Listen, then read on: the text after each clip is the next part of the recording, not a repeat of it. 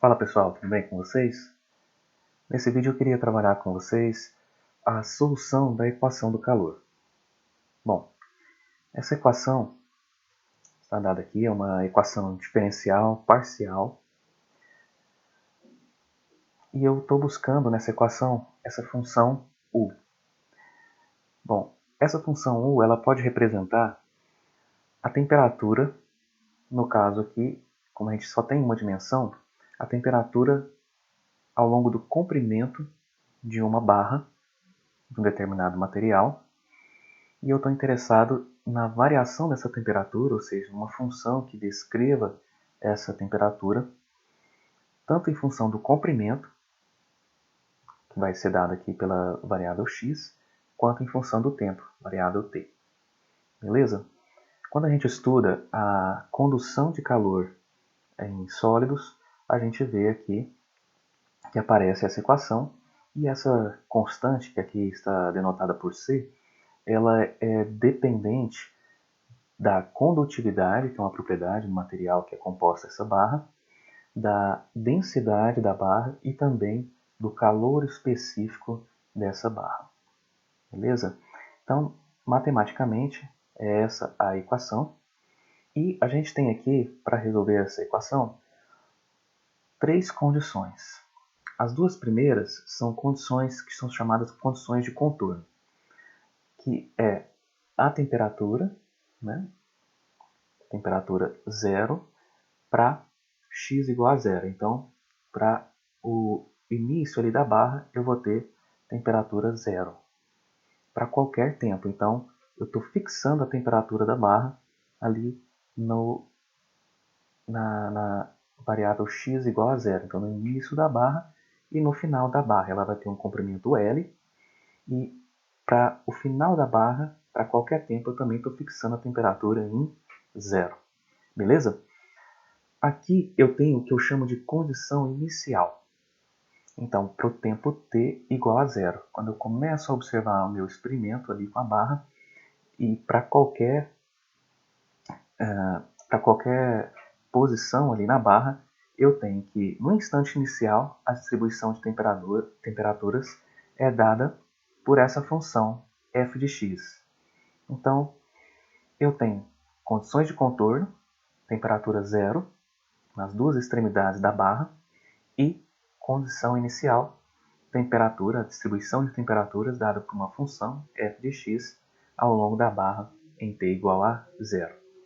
Então, vamos agora resolver essa equação. Com essas três condições, vejam que eu tenho uma derivada segunda com relação a x, então eu precisava de duas condições de contorno, e uma derivada primeira com relação ao tempo. Então, perfazendo aqui três condições para eu achar todas aquelas constantes que vão aparecer quando a gente vai resolver uma equação diferencial. Bom, como é que eu vou abordar essa equação diferencial parcial? Eu vou dizer o seguinte, bom, eu tenho uma função u, que está representando a temperatura, ela depende de x e de t. Mas eu vou tentar encontrar uma solução que seja separável, ou seja, que eu possa escrever essa solução na forma de uma função f que só dependa de x e uma função g que só dependa de t. Vamos ver se isso é possível? Bom, para não carregar muito a notação, o que a gente vai fazer? A gente vai denotar as derivadas de f com relação a x. Bom, f só depende agora de x. Então a gente vai usar aquela notação linha, né?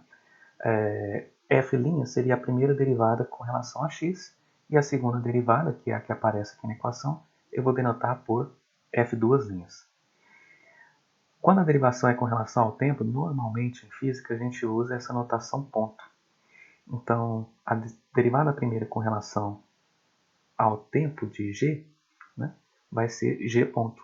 Se eu tivesse derivada segunda, seria g dois pontos. Beleza? Então vamos ver, vamos escrever essa equação agora em função de f e g e de suas derivadas. Bom, derivada de u com relação ao tempo vai ser, bom, f não depende do tempo, então fica f. E g depende do tempo, então fica g ponto. essa derivada de u com relação ao tempo. Aqui do lado direito eu tenho c², a constante. Essa constante, não sei se eu mencionei, ela é denominada difusividade. Né? A difusividade é uma propriedade dessa barra. E aí eu mencionei, né, ela depende da condutividade, da densidade e do calor específico do material que compõe a barra.